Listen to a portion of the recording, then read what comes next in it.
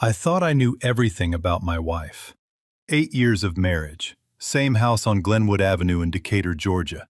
Same creaking floorboard outside our bedroom door that I'd been meaning to fix since Obama's second term. I thought I knew her the way you know a place you've lived in so long you stop really looking at it. I was wrong. For 23 nights, my wife, Chioma Darian, slipped out of our bed at exactly midnight. Not 11:58, not 12:02. Midnight every time, like something she had scheduled. And every time, she came back 2 hours later smelling like turpentine and a secret I didn't have a name for yet. Now here is what you don't know yet. What was happening inside that garage was not what I feared. It was something so much larger. Something that was going to change not just our marriage, but the next generation of my family, in ways I could not have predicted if I had tried. And when I finally learned the truth, I stood in that room feeling like a man who had been handed a gift he didn't know he'd been waiting his whole life to receive. My name is Legacy Darian. I'm 36 years old. I run a small construction contracting business out of Metro Atlanta, mostly residential builds and Beltline corridor work. My hands are calloused. My boots have mortar on them. I am not, by any honest measure, a complicated man. But Chioma, 33, warm caramel skin, long locks that fall just past her shoulders, a laugh that fills whatever room it walks into. Chioma has always been the complicated one. The beautiful kind of complicated.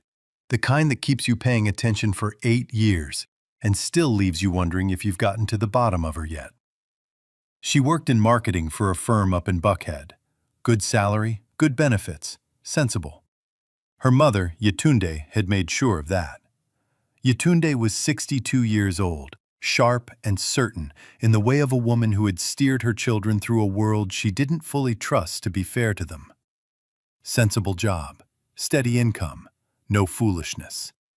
Chioma had followed that road her whole adult life. I thought she was at peace with it. I had stopped asking.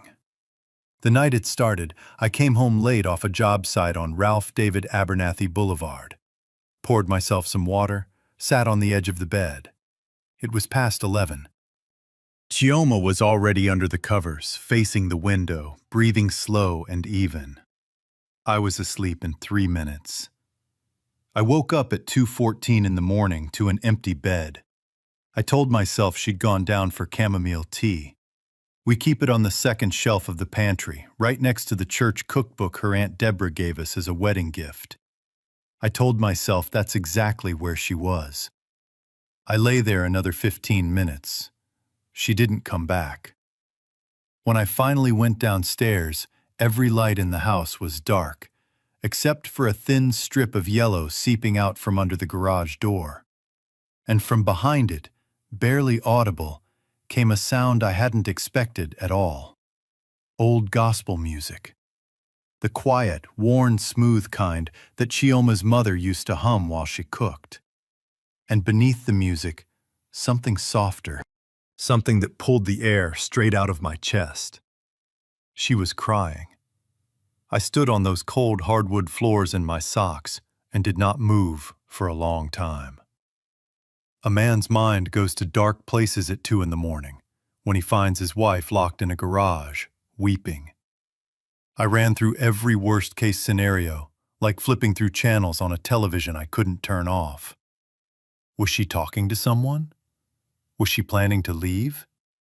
Had I missed something, some shift in her that I should have caught weeks ago? That was the first night. I went back to bed without knocking. I told myself I would ask her in the morning. The next morning, I asked. She was at the kitchen counter pouring coffee, still in her robe. She looked up and said she'd had trouble sleeping and gone down for tea. She said it so easily, so naturally, that I almost believed her. Almost. But the lock on the garage door was new, and tea does not take 2 hours. I had installed that deadbolt myself 1 month earlier when Chioma said she wanted better security. I'd done it the same afternoon she asked, proud of myself for handling it quickly. I fix things. It's what I do. I didn't know I had just locked myself out of the most important room in my own house. And so I did what men sometimes do when they love someone and don't yet know how to ask the right question. I let it go. I went to work. I came home. I watched her laugh at dinner and wash the dishes after, and I told myself, maybe I'm wrong. Maybe I'm looking for something that isn't there. I chose to believe that because it was easier, because I wanted to. 3 weeks later, I was no longer able to choose that. 23 nights, 2 hours each time. The same gospel music drifting up through the floor. The same quiet when she came back to bed. Her arm sliding around me from behind. Her breath evening out while I lay there with my eyes open, staring at the ceiling, asking myself the one question I couldn't stop turning over in the dark. How long has the woman I love been carrying something she can't tell me? And then, 1 week before I finally knocked, I noticed something else. Chioma's phone was face down on the kitchen counter. For just a second before she picked it up, the screen lit with a preview notification from someone called Chi, her older sister, Chiamaka. I only caught a fragment of the message. You should just submit it already. Stop waiting for the perfect... Chioma had the phone in her hand before I could read more. She didn't mention it. Neither did I. I filed it somewhere in the back of my mind and forgot about it. I would not forget about it again for a long time. Don't go anywhere, because the night I finally knocked on that garage door is the night everything I thought I understood about my marriage began to come apart, and then slowly, miraculously, come back together in a shape I never could have imagined. I called Jameer True the next morning. Jameer has been my closest friend since our days at Clark Atlanta. Broad-shouldered, bald by choice, the kind of man who genuinely cannot understand why anyone would sit with a problem when you could just walk straight at it. I told him everything. The midnight trips, the locked door, the gospel music, the crying I couldn't stop hearing, the tea that didn't take 2 hours. He listened without interrupting, which was unusual for him. When I finished, he was quiet for 3 full seconds. Legacy, you need to talk to her. Tonight. I can't, I said. Why not? I thought about it. Because if I'm wrong about what I think it is, if this is something completely different, I don't want to be the man who accused her of something she didn't do. Jameer made a sound that wasn't quite a laugh. And if you're right? I didn't answer. We both already knew I didn't have one. I'm a contractor. When something doesn't add up on a job site, I go back to the materials. That evening, I sat at the kitchen table with a glass of sweet tea, going warm beside me, and pulled up our joint account on my phone. What I found was nothing like what I'd been bracing for.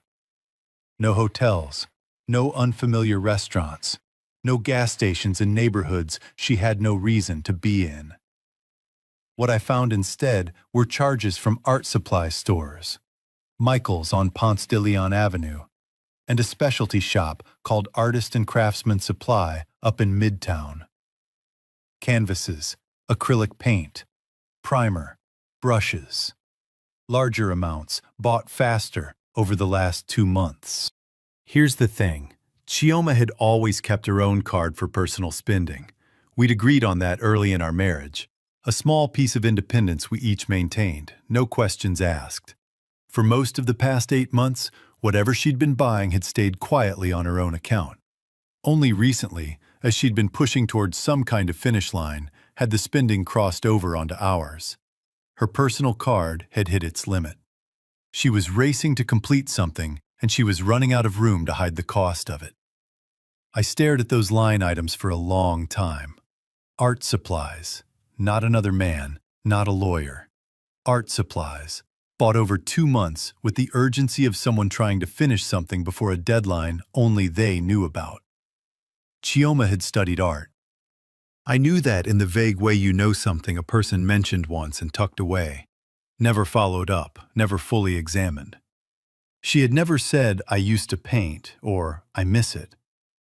That part of herself had been folded up small and stored somewhere I hadn't thought to look. And I, building things with my hands every single day, had somehow never thought to ask what my own wife might be building inside herself. I called Yetunde, Chioma's mother, the next afternoon. Somewhere in the conversation, I let slip that Chioma had been asking about my father's old woodworking tools. Yetunde went quiet. Then, "Legacy. Did you know Chioma used to draw everything when she was small? I mean, everything. The walls, her homework papers, the brown paper bags I'd bring home from the grocery store. I had to buy her sketchbooks just to protect the furniture." A pause. I told her to stop when she was 17.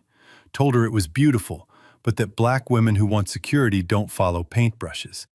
Told her the world wouldn't hold her the way a steady job would. Her voice went somewhere quieter. I thought about that conversation a great deal since then. That sentence landed somewhere I hadn't expected. Not just about Chioma, but about all the things people are quietly told to put down before they ever get to find out what they were meant to carry. She asked me about the coping saw and the belt sander, Yetunde added. Said she needed them for a project. I assumed she was helping you on a job. I thanked her. I hung up. I moved on to what came next. That same night, I picked up the shared tablet we kept on the kitchen counter, mostly used for recipes and utility bills, something neither of us opened very often. I was reaching for the calculator app when the Photos icon caught my eye. It had synced something new, a folder I didn't recognize. Project Hope. 63 images. She hadn't noticed it had automatically backed up from her phone to the tablet she only used in the garage, a device I'd had no reason to open in months. I scrolled through slowly. Early sketches, color studies, reference photographs, measurement grids written in Chioma's careful handwriting, notes that read like architectural plans, cadmium gold for the sky, alizarin at the edges, gesso, 3 coats minimum. And on one page, in the same script I recognized from 8 years of grocery lists and birthday cards left on my pillow, a single line that nearly stopped me cold. Anniversary gift. For him and for what we lost. 8 years. I will finish this. She had been planning this for 8 months, not impulsively, not out of loneliness, because she had made herself a promise, and she intended to keep it. I set the tablet down on the table. I sat there in the quiet kitchen for a long time, the house completely still around me, the faint gospel music already drifting up from below. She was down there right now. She was down there most nights, and for the first time in 3 weeks, the fear that had been sitting on my chest began to shift into something different. Not relief, not yet. Something closer to grief, for the loss she had been carrying so carefully and so quietly that I hadn't understood how deep it went. Jameer called again the next morning. Did you confront her? I told him what I'd found on the tablet. He went quiet in a different way than usual. Not his impatient quiet, but something more careful. When he spoke, his voice had dropped half a register. Legacy. You don't need to confront anybody. You need to go to your wife. Tonight. Not because you're suspicious, because she has been carrying something heavy all by herself, and she shouldn't have to anymore. He was right. I had been so focused on what I was afraid of finding that I had nearly missed what was actually there. That night, I went downstairs. I stood outside the garage door with my hand raised. I knocked. Stay with me, because what I saw on the other side of that door was not an affair. It was not a secret phone. It was not another man. What it was, I still don't have the right word for. The closest I can get is a prophecy. And it was painted on our wall. I knocked once. Soft. Just my knuckles against the wood, not a demand. More like a question I'd been holding for 3 weeks and couldn't keep inside any longer. The gospel music stopped immediately. The silence that replaced it felt enormous, the kind of silence that has weight. I heard her footsteps cross the concrete floor, slow and deliberate, and then stop right on the other side of the door. A long breath. Then her voice, barely above a whisper. "Legacy? It's me." She didn't answer for a moment. Then, "You're supposed to be asleep." There are things a man can say at a moment like that. He can get loud. He can list every sleepless night like evidence he's been collecting. I'd rehearsed several versions of that in my head during long drives home from job sites. None of it felt right, standing there in the dark hallway with cold hardwood under my feet. "Chioma," I said, "are you seeing someone else?" A silence so complete I could hear the refrigerator humming behind me. "No," she said finally. Her voice broke clean on the word. "No, baby, that is not what this is." "Then open the door." "I'm not ready, Chioma." My voice came out quieter than I intended, raw in a way I hadn't planned. "I've been lying awake in that bed for 3 weeks. Whatever is on the other side of this door cannot be worse than what I've been imagining." Silence. Long enough that I stopped waiting for a response. I sat down on the hallway floor, back against the door. I don't know exactly what made me do it. Instinct, maybe. Or just the feeling that if she could hear, I wasn't going anywhere, wasn't demanding, wasn't angry, just there. Then maybe the door would open on its own terms. I heard her sit down on the other side. The two of us, separated by 2 inches of wood and 8 months of silence. We stayed like that for close to 2 minutes. I counted. Then I heard the bolt slide back. The garage smelled like linseed oil and acrylic paint, and something earthier underneath. Sawdust and wood finish from my father's old tools, arranged along one wall with a care that told me they had been handled regularly, respectfully. A single work lamp on an extension cord threw warm light across the far wall. I stopped walking. I don't know exactly when. Somewhere between the doorway and the middle of the garage, my feet just stopped. Covering nearly that entire far wall, close to 6 feet tall and 8 feet wide, was a painting. Not a sketch, not a study, a painting. Our house, our home on Glenwood Avenue, but rendered into something else entirely. The sky above it was deep violet, edged in burnished gold. The old oak tree in the front yard was painted silver blue. The structure of the house itself was outlined in warm amber, its edges dissolving into sweeping brushstrokes that looked less like architecture and more like energy, like the building was radiating something outward into the world. And in the center foreground, 2 figures, made not from careful lines but from long arcs of color, as if the painter had tried to capture not what we looked like, but what we felt like. I knew immediately those 2 figures were us. My wife stood beside me, with her arms wrapped around herself, watching my face. She was wearing paint-stained leggings and one of my old work shirts, her locks pinned up with a pencil. Her eyes were the eyes of someone waiting on a verdict they can't predict and can't control.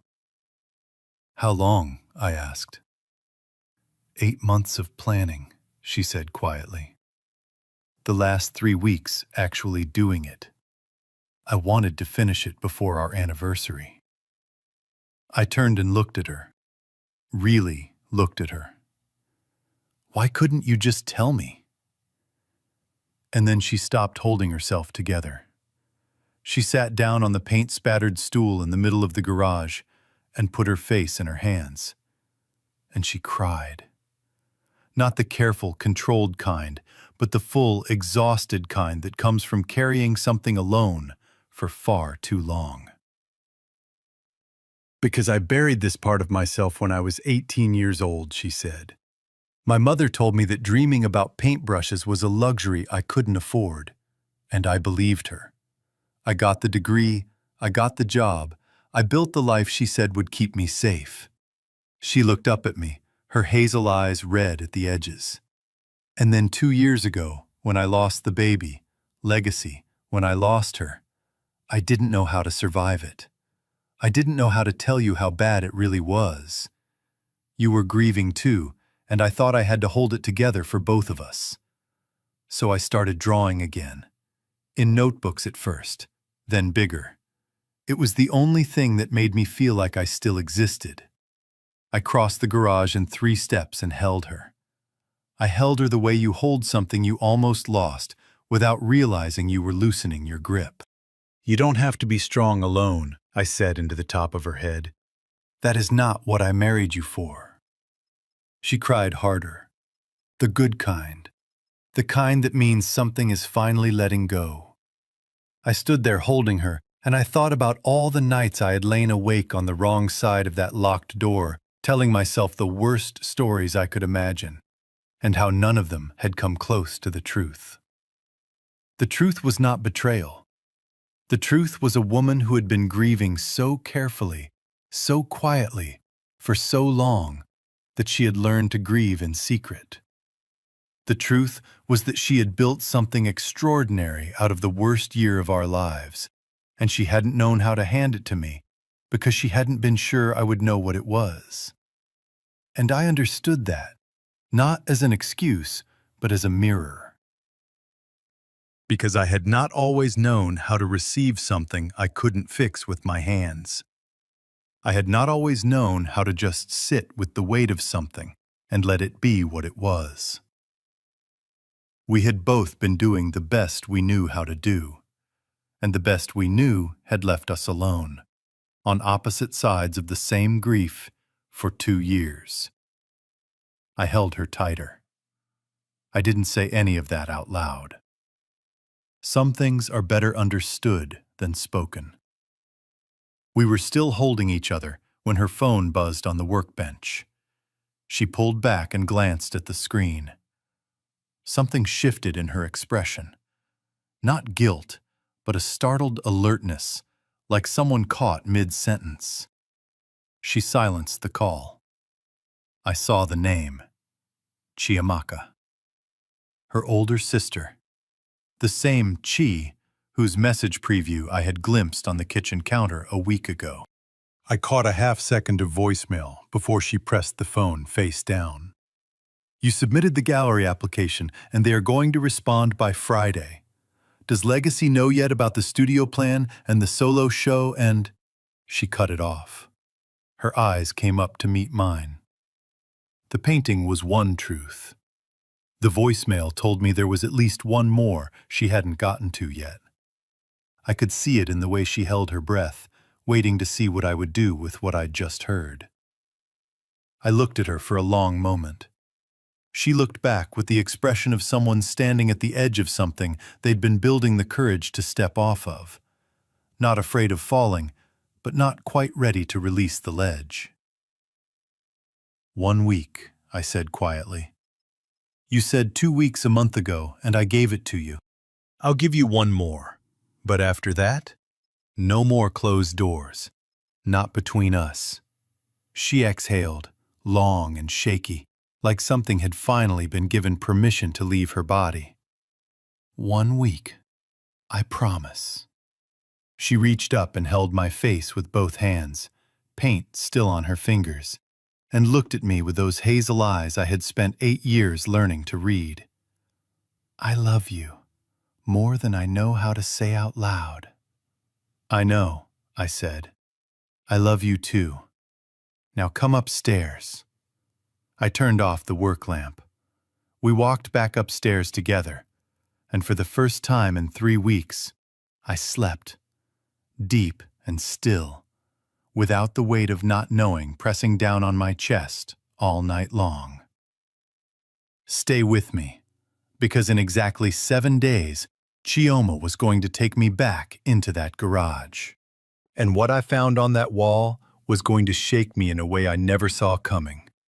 Not because of what had been added, but because of what had been there from the very beginning. She came for me on a Saturday morning, our 8th wedding anniversary. She was wearing a yellow dress, the kind she reserves for days she has decided matter, and she set a mug of coffee in front of me at the kitchen table without a word. 2 sugars, a splash of cream, exactly right. Then she held out her hand. "Come with me," she said. We went downstairs. She unlocked the garage. Then she paused, removed the key from the lock, and placed it in my open palm. She didn't explain the gesture. She didn't need to. I understood. No more closed doors. She pushed it open. The painting was finished, and finished was something entirely different from what I had seen in progress 1 week before. New layers had emerged that hadn't been visible in the lamplight of that first night.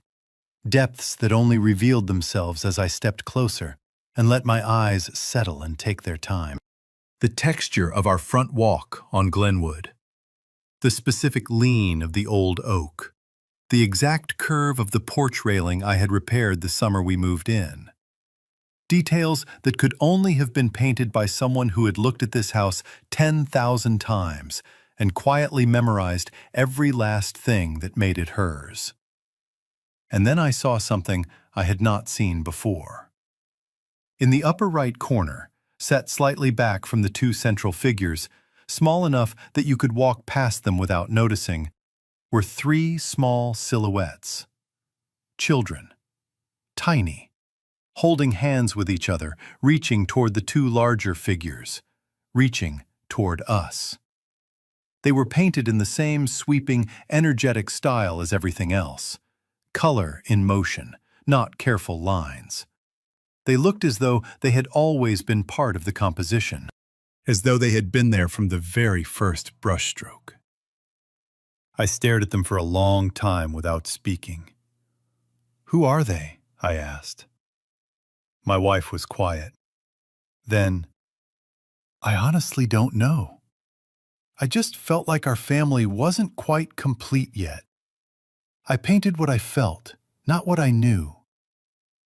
She looked at that corner of the canvas the way you look at something that surprised you by revealing its own meaning. "I didn't plan them. They were just there when I stepped back." I sat down on the garage floor. I don't know why. My legs just went. I looked at the painting from down there, from a lower angle, the way a child looks at something bigger than they are. The 3 small silhouettes were even more visible from the floor. Tiny, reaching upward, holding each other. I didn't have a word for what I was feeling. It wasn't logic. It was something older than logic. The kind of knowing that lives in the body before the mind can catch up to it. I sat with it for a moment. I let it be what it was. Then I stood up and we went inside, and I told myself it was just a painting. I was wrong about that, too. That same evening, after a quiet dinner, Chioma found me on the back porch. The July night in Atlanta was warm in that patient, settled way, the kind of warmth that wraps around your shoulders without asking. She sat down beside me, and for a while we just watched the yard go still. She was turning something over in her hand, face down against her leg, the way she turns things in her mind when the words haven't arrived yet. Then she set it on the arm of my chair. A pregnancy test. 2 pink lines. I looked up at her. Her eyes were already wet. The uncertain kind of tears, the kind that don't yet know what they are. "I just found out yesterday," she said. "Legacy, I am so happy and I am so afraid. Because of last time. I cannot go through losing another one the way I did before. Quietly, alone, holding everything together so no one would see me break." "You won't," I said. I took both her hands in mine. "I'm here. Whatever comes next, we go through it together. That is the deal. That has always been the deal." She leaned into me. I put my arm around her shoulders, and we stayed there until the fireflies started rising out of the grass, and the sky had gone from orange to deep blue to something that had no name. 8 weeks later, we drove to the imaging center on Memorial Drive for the first ultrasound. The technician was efficient and calm, her face professionally neutral as she moved the transducer in slow, deliberate circles. Then she stopped. She looked at the screen. She looked at Chioma. She looked at me. "Congratulations to both of you. I'm counting 3 heartbeats." The room went very quiet. On the screen, 3 small pulses. Steady, certain, already here. Chioma grabbed my hand hard enough that I felt my knuckles press together. I'm fairly certain I made a sound. I am less certain it was a word. Triplets. 3 boys, as we would learn at a later appointment. 3 sons coming into the house on Glenwood Avenue. The same house painted in violet and gold. The same house where my wife had spent 23 midnights quietly healing herself in the dark. The painting had shown us 3 children before either of us knew 3 were coming. That night, after Chioma had fallen into the deepest, most relieved sleep I had seen from her in 2 years, I went back downstairs alone. I stood in front of the painting with my phone's flashlight and looked at it the way you look at something you suddenly realize you haven't been reading carefully enough. I moved the beam slowly across the lower left section. The wedding vignette she had painted there, the small white church on Flat Shoals Road where we had married 8 years ago. And there, folded into that scene so precisely it was nearly invisible under ambient light, only emerging when the beam hit it at exactly the right angle, was the unmistakable shape of an ultrasound image. Rendered in brushstrokes so careful, so deliberate, that there was no mistaking what it was. The ultrasound from 2 years ago. The loss. She had painted it in the exact tones of the surrounding background, a ghost image, present but not announced. You had to shine a direct light at that specific corner to see it lift off the canvas. I don't think she put it there to be found easily. I think she painted it the way you keep something you're not ready to let go of, but can no longer carry in secret. Close enough to find when the time was right.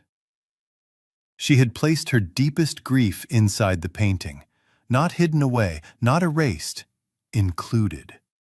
Woven into the beginning of our family, as if to say, this belongs here too. This is part of our story. This one does not get left out. I stood in the garage for a long time with the flashlight on that corner. I thought about the child we had lost, and the way Chioma had grieved in silence because she was trying to be strong, and the way I had let her because I hadn't known how to ask. I thought about what it meant that she had found a way to hold that loss without burying it, to include it in the portrait of our family rather than store it separately in the dark. I thought about the 3 small silhouettes in the upper right corner, how they had appeared before either of us knew they were coming, summoned not by knowledge, but by feeling. And I thought about what that meant, that some part of my wife had known, or hoped, or believed deeply enough that believing and knowing were no longer different things. She had painted a future she could not yet see. She had held space for children who had not yet arrived, the same way she had held space for a child who had already gone. The painting contained both at once, the grief and the hope, the loss and the promise, held together in the same frame, the same brushstrokes, the same wall. That is what she had been building at midnight, not just a painting, a place where everything we had been through could exist together without any of it being erased. I turned off the flashlight. I stood in the quiet for a moment. Then I whispered to the painting, to all of it, to the 3 small silhouettes in the corner who had known before we did. You were right. Don't go yet, because how Legacy and Chioma built what came next is a story about the kind of love that doesn't just survive hard seasons. It gets built from them, 3 boys. We named them Chosen Darian, True Darian, and Legacy Darian Jr. Chioma calls the youngest one Little L to keep the household from descending into a full identity crisis every time someone says my name across the room, which is a practical solution, and I have come to appreciate it greatly. They arrived at 34 weeks, small and urgent, and completely certain they were ready for the world. Chioma was extraordinary through all of it, which is to say, she was frightened and honest about being frightened. And I have come to understand that is a far higher form of strength than pretending you're not. We got through it together. That, at long last, was the whole point. The first months home were a beautiful and sleep-deprived chaos. 3 babies in a Decatur house built for 2 adults and occasional visits from Yatunde. Our neighbors, Miss Clara and her husband Raymond, from 3 houses down on Glenwood, brought casseroles over every other Tuesday for the first 8 weeks without ever being asked. I don't know what was in those casseroles, but they tasted unmistakably like being cared for by people who had already been through the hard part and were quietly rooting for you from the other side of it. While Chioma was still in her 3rd trimester, I began converting the garage. Not back into a garage, forward into something it had already become on its own. I widened the rear wall to bring in more natural light. I refinished the floors.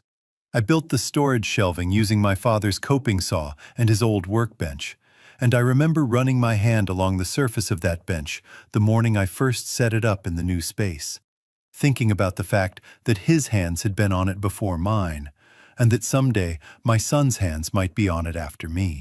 Some things matter in ways that don't need to be explained out loud. Chioma came down one afternoon to check on the progress, 7 months along, moving carefully down the stairs. She stood in the doorway and looked at what the room had become. She was quiet for nearly a full minute. Then, "Legacy, you built me a room." "I built you a studio," I said. "There's a difference." She laughed. That full, yard-filling laugh, and it echoed off the new high ceiling, and it was the best sound that garage had ever made. 3 months after the boys came home, Chioma gave notice at her marketing firm in Buckhead. She began painting full-time and opened a small weekend art class for children in the neighborhood, mostly kids from Decatur and East Point whose parents, like her own mother once had, were quietly steering them towards something practical and away from anything that looked too much like a dream. She charged what families could manage, which was sometimes not very much. She didn't mind. She said the point was never the money. The point was that no child in her orbit was going to be told that what they made with their hands and their imagination was beautiful, but not useful. Not while she had anything to say about it. I watched her teach sometimes, from the doorway. The same doorway where I had stood the night I first knocked, when the door was locked and the music was low, and I didn't know yet what was on the other side of it. She would move between the small easels set up along the studio wall, leaning down to see each child's work at their eye level rather than hers, asking what they were trying to make instead of telling them what she saw. She spoke to those children the way someone speaks when they know exactly what it costs to be told that what you love is not practical. She was careful with them, in the way you are careful with something you understand from the inside. Yatunde came to help with the boys during the first month home. She and Chioma spent a long afternoon together on the back porch the second week, just the 2 of them. I could hear the murmur of their voices through the screen door, but not the words, and I made no effort to hear them. Whatever passed between them that afternoon was theirs entirely. What I noticed in the weeks that followed was that Yatunde started coming by on Saturday mornings and sitting in the open studio doorway, watching her daughter work. Quiet, attentive. Watching Chioma the way she might have watched her as a small girl, if she had ever let herself. That was its own kind of reckoning. The quiet kind that doesn't announce itself and doesn't need to. One afternoon, clearing a corner of the studio to make room for a second easel, I moved a section of old wall paneling. An envelope was taped to the back of it. Carefully, deliberately, sealed with painter's tape folded twice at each corner, the way someone secures something they intend to stay put.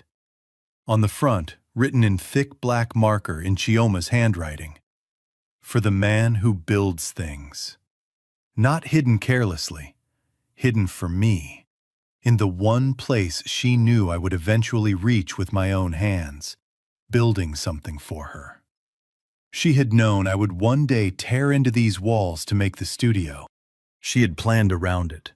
She had left me a letter inside the wall of the room she didn't yet know I was going to build her, and she had addressed it to the exact version of me she was counting on to find it. I stood there for a long time before I opened it. Most of what was inside was private, between her and whatever she had been trying to hold on to in the worst week of our marriage. But the last line read, "If I ever find my way back to making something beautiful, I will make it for us. For what we had, and for what we still might have. I promise." The date in the corner was the week we lost the baby. 2 years ago. She had hidden a promise to both of us inside the wall of the room that would one day hold everything she had come back to. Some promises take root in us before we even know we've made them. I sat down on the studio floor and held that letter. Chioma came and sat beside me. We didn't talk much. The room was warm and quiet, the afternoon light coming through the window I had widened with my own hands. And from upstairs, we could hear the soft sounds of 3 boys beginning to stir. We didn't need to say anything. We already understood what it meant. The painting hangs in our living room now, the great violet and gold canvas with the 3 small silhouettes in the upper right corner. Our sons stop and look at it sometimes, the way young children look at things they seem to recognize before they have words for why. Chosen pointed at it once and made a sound in the private language he and his brothers share, and both True and Little Elle turned to look. As if they understood something about that painting the rest of us are still working out. Stay with me just a little longer, because what happened on one ordinary Tuesday afternoon in that studio and one quiet moment in a parking lot afterward is the part of this story I most want to make sure you don't miss. There is a particular Tuesday afternoon I keep returning to. The boys were about 4 months old. Chioma was in the studio. The door was open, which was new, which still did something small and grateful inside my chest every single time I noticed it. Little Elle had just gone down for a nap. Chosen and True were in the living room in the pack and play, doing that thing very young babies do, where they stare at a fixed point on the ceiling, as though receiving important information from somewhere the rest of us are not cleared to access. I carried 2 mugs of coffee to the studio doorway and stood there a moment without announcing myself. She had music on, still gospel, still the old warm kind, but the door was open now, the sound flowing freely down the hall and up the stairs. She was standing at the large easel with her locks pinned back, paint on her left forearm, working on a new canvas. 3 small faces, barely formed yet, the boys. It takes a particular kind of faith to paint someone's face before you fully know it. You have to paint what you feel before you can see what you'll find. She heard me and looked over her shoulder. Her face did what it does now when she sees me, open, unguarded, the way a face looks when it no longer has anything to protect. She reached for the coffee without a word. I leaned in the doorway. We were quiet together in the warm afternoon light coming through the window I had widened with my own 2 hands. That is the moment I hold on to. That quiet, that open door. The Atlanta Black Art Collective accepted her application. Her first solo exhibition opened at their gallery on Ralph David Abernathy Boulevard, the same street where I had been finishing a job the night all of this began. The night I first noticed the light under the garage door and heard the old gospel music and stood in the dark hallway, not knowing what to do with what I was feeling. 83 pieces. The large painting from the garage was the centerpiece, mounted at the far end of the room so that you saw it the moment you walked in, but had to travel the full length of the gallery to reach it. Past everything else she had made, past the smaller studies, the neighborhood children's portraits from her weekend class, the pieces that told the story of how a woman comes back to herself. By the time you arrived in front of it, you understood why it had to be last. It was the thing everything else had been moving toward. Yetunde came to the opening in her pearl necklace and her best church blouse. I watched from across the gallery as she found the painting. I saw the moment it reached her, the slow intake of breath, the way her hand came up to rest against her collarbone, just holding herself still for a moment while something moved through her. Then she walked across the room. She didn't go to Chioma first. She came to me. She put both her hands around my one hand, the way older women do when they mean something too large for ordinary words. And she looked straight at me and said quietly, "Thank you for giving her the room I took away." That was all. She held my hand for one more moment. Then she released it and went to find her daughter. I watched her cross the gallery and put her arm around Chioma's shoulders from behind. The way you reach for someone when you have finally stopped being afraid to. I had to look away. Some things are too private to witness fully, even when you love the people in them. Chiamaka stood beside me a little later during the opening and said, "You know, she almost didn't submit the application. She talked herself out of it 3 times. She looked at me sideways. She said you gave her the room, not just the studio, the room in the marriage, to finally be something she'd been too afraid to be. I didn't know what to say to that.